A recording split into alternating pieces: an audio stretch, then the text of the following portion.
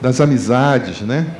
Dos amigos, a sua área espiritual e a sua área amorosa, conjugal. Vou voltar a dizer, isso é uma sugestão e depois vocês podem colocar que áreas vocês quiserem aí, ou subdividir as áreas, aí vocês fazem. É só um exercício que nós vamos fazer.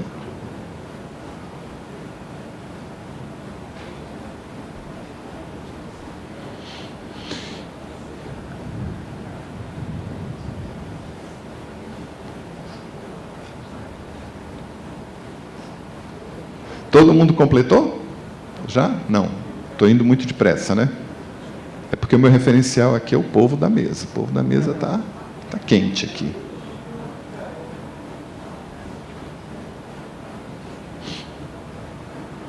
Você não precisa escrever o número 1, 2, 3. Só põe o tracinho que aí...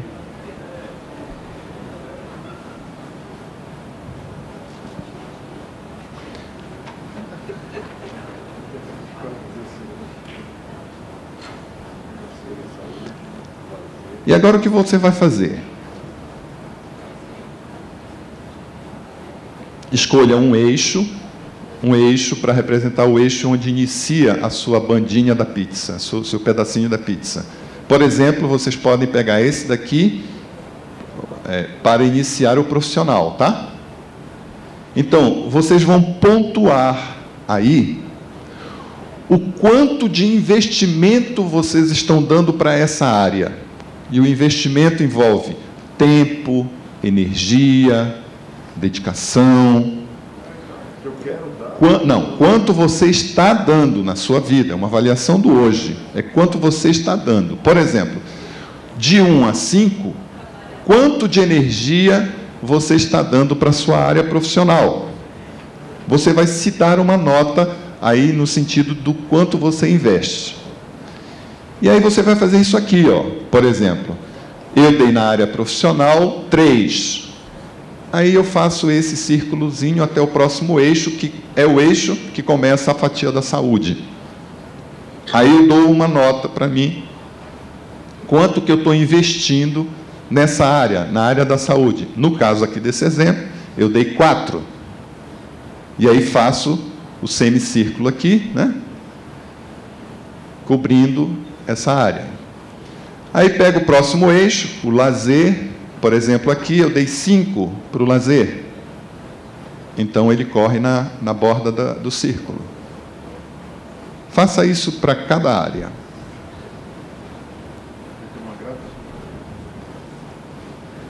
Quanto você está investindo? Tempo, energia.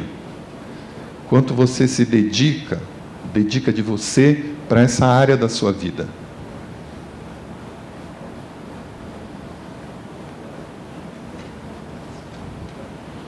E aí, quando você for fazendo, você vai ficar mais ou menos com um desenho assim, né? Um desenho dependendo do que você deu. Você fecha esse desenho cobrindo as partes que faltam nos eixos. Aí você fecha esse desenho.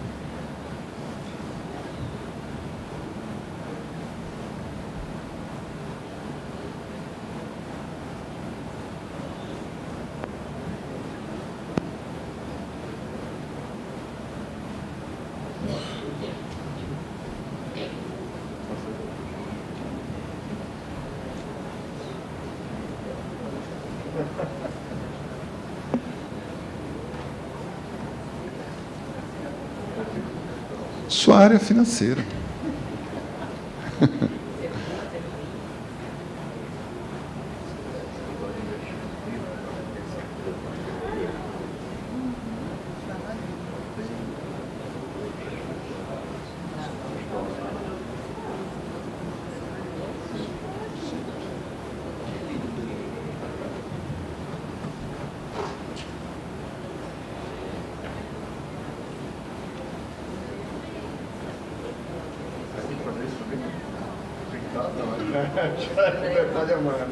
Nós estamos sempre aprendendo com o outro, né?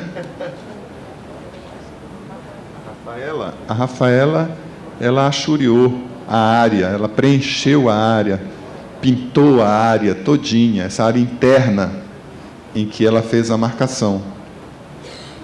E está bonito o desenho dela. Então está tudo preenchidinho. Ok?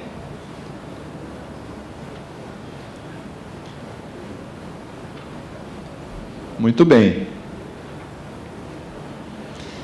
Imagine que isso aqui é a roda da sua vida.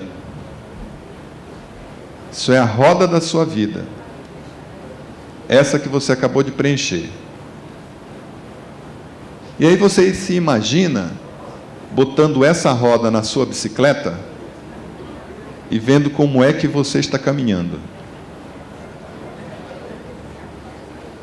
Com essa roda aí preenchida, tirando a parte toda que não foi contemplada, né? A parte interna.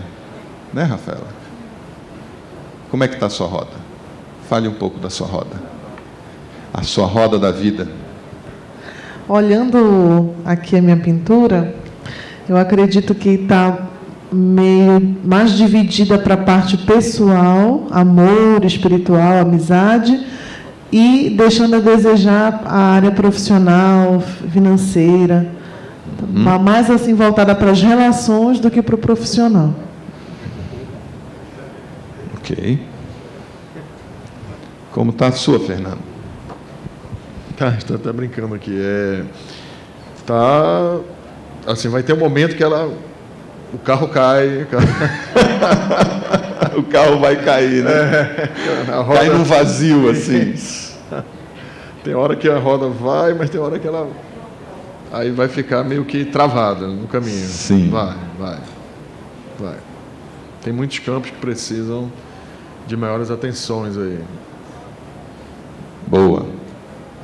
O que acontece? Por que você não dá atenção para esses campos?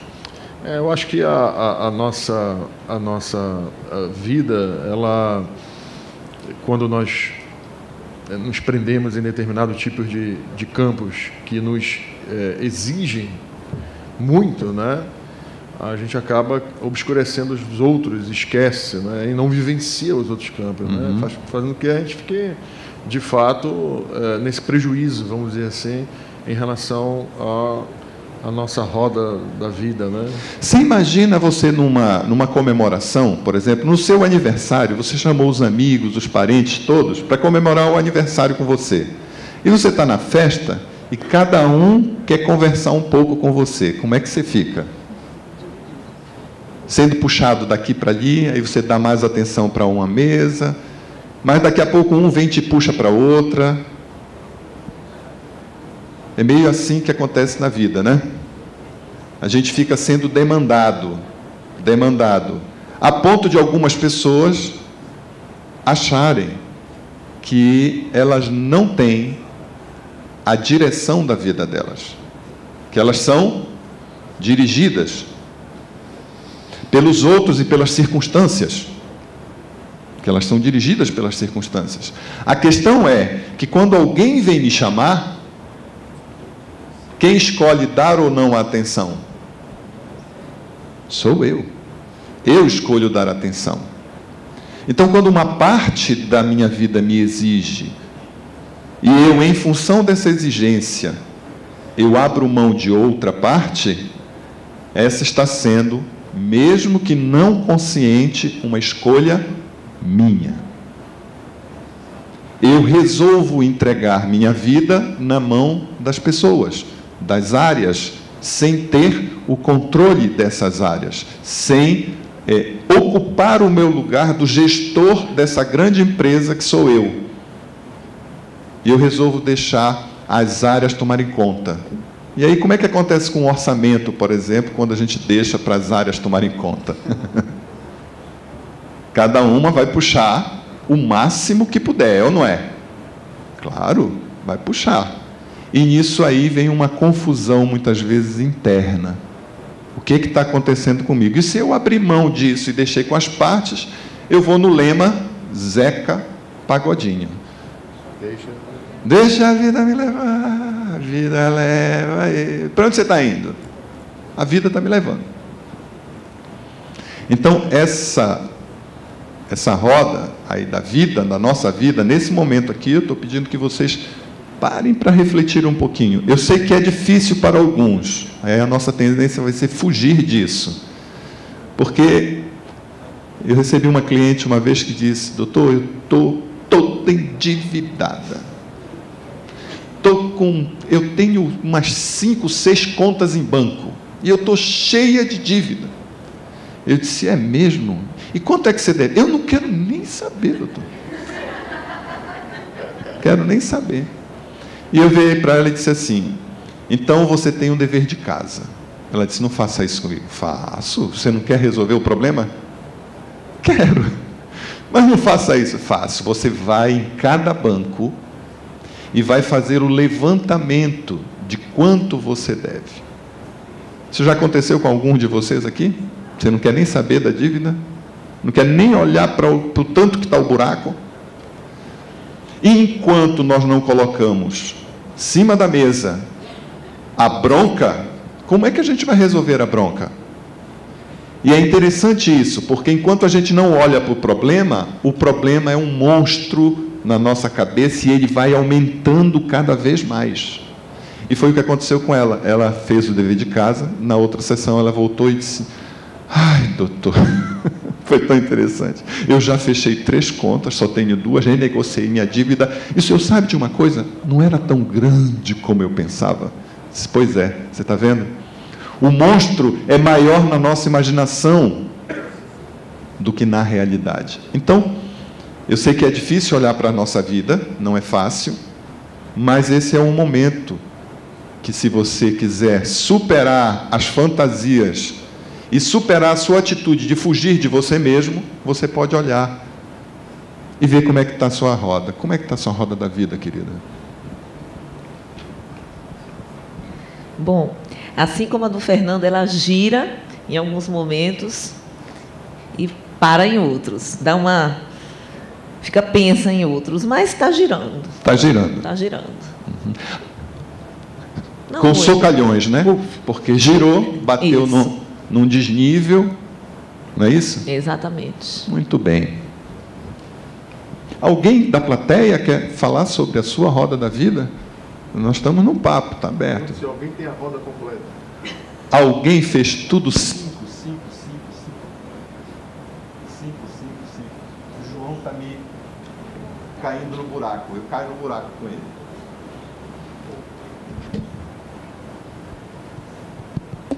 João, a bateria desse aqui foi embora, João.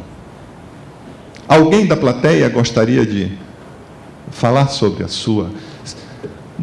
de como foi construir, se deparar como é que está a sua vida, porque isso para alguns,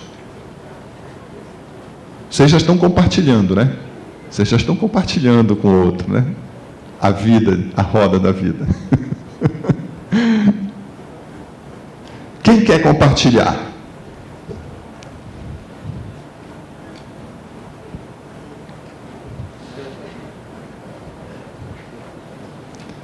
Para onde você vai com essa roda? Onde você vai chegar? Onde eu vou chegar? Pretendo chegar no caminho certo. Agora, como chegar? É com essa roda. Olha esta roda.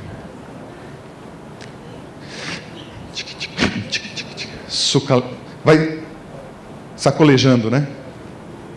Olha só. E as rodas aqui?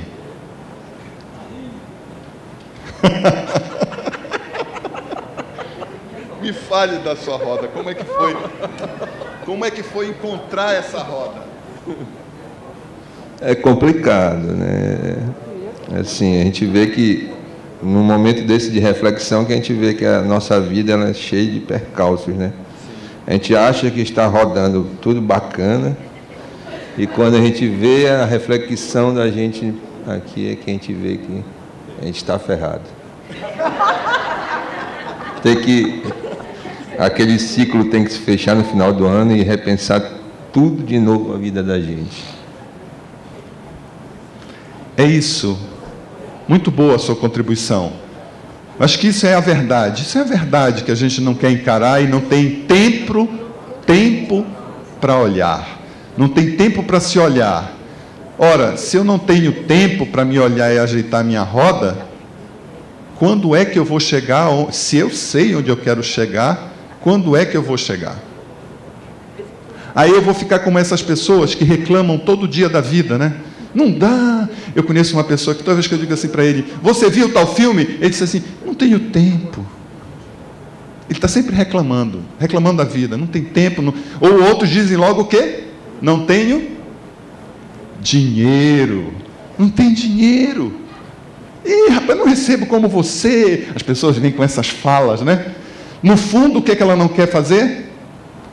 Ela não quer assumir a vida dela. Ela não quer olhar para a vida dela. Porque quando a gente para olhar como é que anda a nossa vida, nós vamos nos dar conta que nós não estamos nos atendendo de uma forma tão satisfatória como a gente pensa, né? Por isso, algumas reflexões sobre essas áreas, para melhorar a roda de vocês, para aprimorar essa roda que vocês fizeram aí nessa autoavaliação. Vamos fazer uma avaliação junto aqui? Como é que está a sua área financeira? Você me perguntou, área financeira? E perguntas que podem surgir. Está com dívidas? Ninguém tem dívida aqui, né? Estou sentindo que ninguém tem dívida.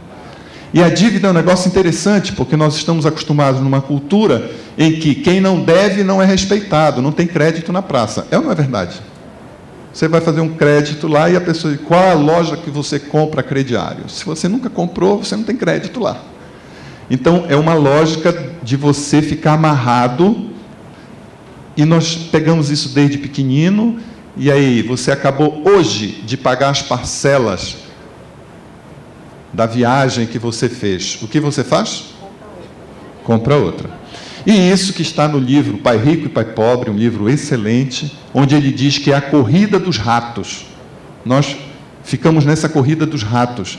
Nós nos comprometemos e saímos correndo para tentar dar conta daquilo. Aí, trabalha, faz isso, aquilo outro, aperta daqui, aperta dali para poder... Então, vocês imaginem, na essência nós temos um grupo que formamos a partir de uma obra. Quem quiser cuidar da sua área financeira, eu indico essa obra. Família, Afeto e Finanças. Isso é de um casal de amigos de Brasília. Ele é um especialista em finanças pessoais e ela é psicóloga. E eles vão trabalhar quais as crenças que estão por trás do uso do dinheiro. Porque o dinheiro, ele significa muitas coisas, dependendo de que família ele veio.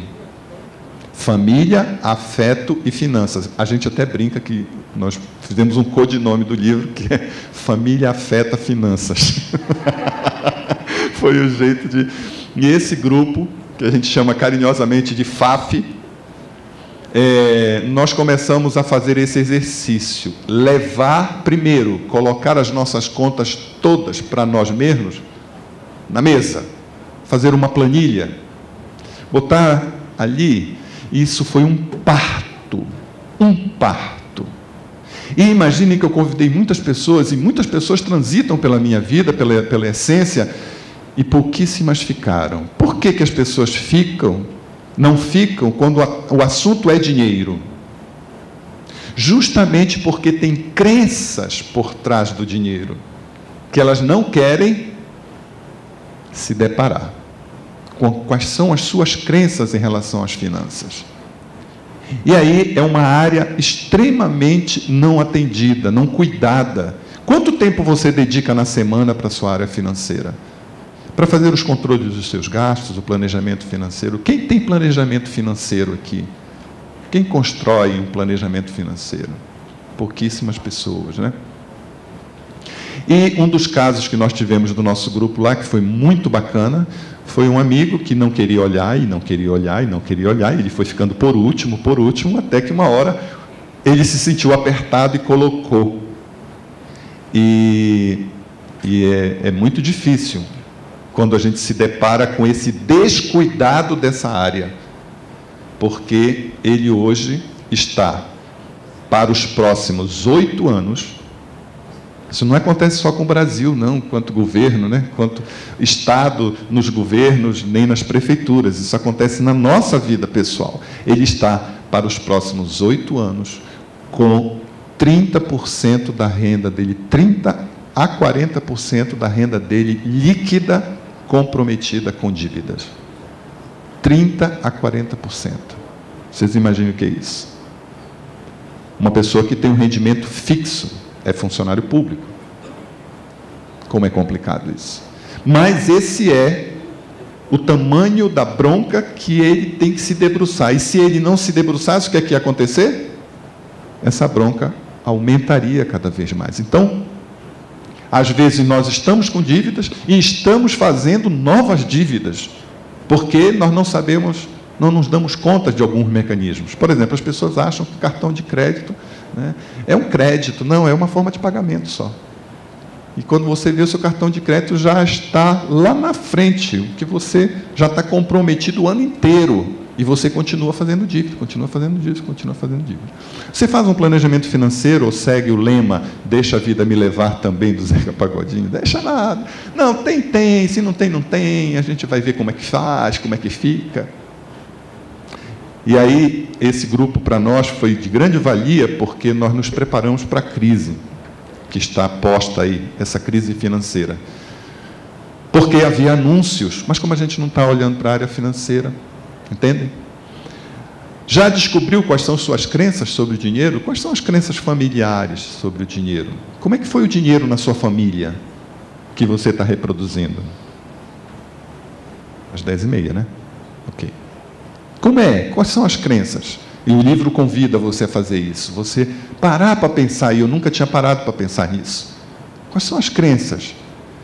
Em muitas famílias, o afeto passa pelo dinheiro. O dinheiro é um canal de afeto. Então, o comprar o presente, o comprar isso, o comprar aquilo. Em outras famílias, é usado como forma de punição. Dar ou não dar dinheiro é uma forma de punição. Então, eu tive que ir lá na minha família de origem para saber como é que o dinheiro foi tratado na família e que constituiu a forma com que eu lido com o dinheiro. Se ela está me fazendo bem ou não, eu tenho que reavaliar. Descobriu que significados o dinheiro teve, então, em sua família e que você reproduz hoje? São perguntas que você vai ter que fazer para você e, efetivamente, cuidar dessa área financeira. Tire um tempo para fazer isso. Cada um vai criar uma metodologia. Por exemplo, eu comecei uma coisa muito boa quando eu comecei a tomar conta do meu dinheiro, assim, de colocar os números numa planilha, e fiz uma planilha toda organizada e tudo mais. Mas sabe qual foi? Dos subprodutos foi pedir nota fiscal, que a gente não pede. E a sonegação está aí, né? Não é isso? Quando você começa a pedir, porque você pede, eu pegava a notinha, pego a nota e guardinho. Naqueles que não tem um programinha chamado Hand Wallet. Você, no computador, você lança na hora. Pagou o estacionamento? Porque é impressionante. Mas você vai ver. Imaginem, você toma um cafezinho na rua, paga quanto? R$5. Uns R$5, vamos dizer uns R$5.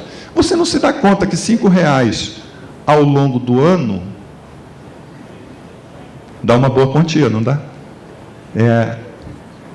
É o grão em grão que a galinha enche o papo. No caso, é o grão em grão que a nossa galinha vai perdendo a comida. Porque nós vamos escoando o nosso recurso e a gente não se dá conta para onde está escoando o nosso recurso. A gente vai soltando às vezes, né? Vai soltando, moedinha, isso e aquilo. O que foi que aconteceu? A gente estava conversando aqui sobre, tem técnicas, né? Você não pode andar na carteira com dinheiro trocado. Que ele vai embora rápido, né? Então, ande sempre com nota de R$100, no mínimo, para que ele nunca gaste. Ninguém tem troco mesmo, então você não compra nada. Já temos dicas aqui. Esse amigo, por exemplo, ele disse: Aloysio, se eu tiver que abrir a carteira para dar R$100, aquilo dói. Agora, quando eu puxo o cartão de crédito, vai fácil. Então ele já entendeu que ele não pode sair com cartão de crédito. Ele tem que planejar a compra e usar essa forma de pagamento, se ele puder usar essa forma de pagamento, se ele precisar usar essa forma de pagamento planejada, não no impulso. E vou dizer uma coisa para vocês: vocês farão um serviço do bem para as próximas gerações, para os seus filhos, se vocês se educarem financeiramente. Porque nossas crianças começam a aprender conosco como a gente lida com o dinheiro. Então nós temos desde a demonização do dinheiro, não, isso aí não é, até a supervalorização do dinheiro, e o dinheiro é acima, você faz qualquer coisa, vende sua alma pelo dinheiro. Tem os dois extremos. A criança, ela está acompanhando você, ela está vendo como você faz com o dinheiro, o que você faz com o dinheiro, como você lida quando você vai comprar as coisas, quando vai comprar para elas, ela vai aprendendo com você a como lidar com o dinheiro. Eu fiz um exercício, eu tenho 2 pirralhinhos, e eu fiz um exercício quando eu entrei nesse grupo com eles assim, eu disse para eles, olha, eu tenho uma galinha, essa galinha dei para vocês, ela põe 2 ovos por dia, o que vocês fazem com esses ovos? A gente come. Legal. Na segunda semana, ela botou mais 2 ovos. O que vocês fazem? A gente come. Terceira semana, mais 2 ovos. O que a gente faz? A gente come. E na 4ª semana, ela morre. Pois é, e agora? O que tem para comer? Agora não tem nada. Então vamos começar a história? Vamos começar de novo? Aí começamos de novo. Você tem uma galinha e ela dá 2 ovos. O que vocês fazem? A gente come um e guarda o outro. A gente põe o outro para chocar. Vamos botar o outro para chocar? Porque aí a galinha vai produzir uma nova galinha. É isso mesmo, pai. Vamos. Aí, segunda semana, 2 ovos. A gente come só um. Come só um e põe o outro. E eu fiz um ciclo muito interessante, que quando a galinha morria, já, só na imaginação, né? Já estava nascendo o pintinho já estava crescendo, então já ia se multiplicando, que é um pouco do que o Pai Rico, Pai Pobre fala, né? Que o autor fala nesse livro, que é fazer o dinheiro funcionar para você, o dinheiro trabalhar para você. E eu estava trabalhando isso com as crianças, para elas começarem a entender que nós não podemos gastar tudo, a gente tem que fazer o dinheiro trabalhar para a gente não ser escravo do dinheiro. Colocar ele a nosso serviço e não nós a serviço do dinheiro. Então, isso foi um pequeno exercício que a gente fez lá e aí comecei com o mais velho, que tem 10 anos, ele começar a entender, e ele entendeu perfeitamente como é que o banco ganha dinheiro. Ele entendeu perfeitamente. Ele, pai, é por causa disso. Então eles emprestam aí esses juros, né? E recebem, pagam outros juros. Então essa diferença, pois é, filho, pois é isso aí. E começamos a trabalhar essa questão do dinheiro. Como nós vamos passar numa área da saúde aqui, eu não quero deixar vocês não saudáveis, tem um intervalo agora de 15 minutos para fazer um lanche ali. 15 minutos, tá bom? A gente dá um break aqui. Nossa mesa aqui quer comentar alguma coisa a partir do que foi exposto? Quer apresentar o seu planejamento financeiro? Então vamos lá para uma segunda área que a gente trouxe aqui. É a área profissional. E algumas perguntas que a gente tem que se fazer, né? Você é apaixonado pelo que faz profissionalmente? Tem prazer no trabalho que realiza? Usa a sua criatividade? Se puder, alguém aí de trás fechar a porta lá para diminuir o barulho, seria interessante, por favor.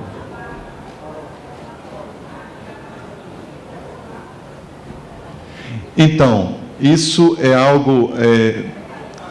está sendo um mal do nosso século, né? Eu acho que é de muito tempo, aliás. Como a gente trabalha o profissional, muitas vezes desconectado daquilo que eu trago na minha alma. Então, nós temos uma tendência, muitas vezes, a supervalorizar a questão da financeira, a questão da estabilidade, né, da segurança. Meu pai tinha muito essa fala da segurança. E uma vez ele disse para mim, mas por que tu vais-te embora daqui? Eu ia trabalhar na Albras, na época, e eu era funcionário público. Ele disse, tu vais trocar o certo pelo duvidoso, mais vale uma andorinha na mão do que duas voando. Eu disse, papai, o que adianta o certo se eu estou passando fome? Exagero, né? Mas, ou seja, o que eu recebia como funcionário público não dava conta das minhas necessidades. Então, eu tinha que ir atrás de outra coisa. E aí você vê, o outra coisa não pode ser qualquer coisa. Então, nós temos duas coisas importantes, vamos dizer assim, duas necessidades nossas que o trabalho profissional deve nos contemplar minimamente. É o prazer e a criatividade. Um trabalho em que eu não desenvolva de alguma forma a criatividade é um trabalho que me embrutece, me coloca na condição de animal, que só cumpre uma coisa rotineira, uma coisa mecânica. Para isso as máquinas existem. A criatividade deve ser estimulada. Então, em que faixa a gente tem essa possibilidade, aí vai variar, né? Você está com o seu trabalho, a sua empresa, você tem uma faixa, mas você está aqui no tribunal. Então, que faixa você tem para exercitar sua criatividade? Agora, o prazer, ele vai nos ajudar a ter saúde, porque alguém que faz aquilo que não gosta e tem que todo dia vir para o trabalho é muito complicado. E às vezes a gente supervaloriza isso e coloca isso como a questão principal em função da nossa história de vida. Eu lembro de uma pessoa que eu atendia e que ela dizia assim, doutor, na minha família, o valor é o trabalho. Então nós começamos a trabalhar desde as 6h30 da manhã e só terminamos meia-noite. E eu estou enfrentando um problema sério agora. Eu tenho um filho pequeno e o meu filho quer brincar comigo. E eu não sei brincar. Olha, aquilo